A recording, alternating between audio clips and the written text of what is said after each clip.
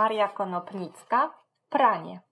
Pucu, pucu, chlastu, chlastu, nie mam rączek 11, tylko 2 mam rączki małe, lecz do prania doskonałe.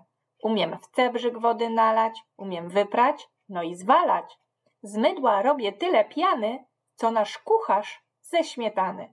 I wypłuczę, i wykręcę, choć mnie dobrze bolą ręce. Umiem także i krochmalić, tylko nie chcę się już chwalić. Tak to praca zawsze nowa, gdy kto lalek się dochowa. A u pani, jakże dziadki, czy też brudzą swe manatki? U mnie? Ach, to jeszcze gorzej. Zaraz zdejmuj, co się włoży. Ja i praczki już nie biorę, tylko co dzień sama piorę. Ja mam na imię Krysia i czytam bajki.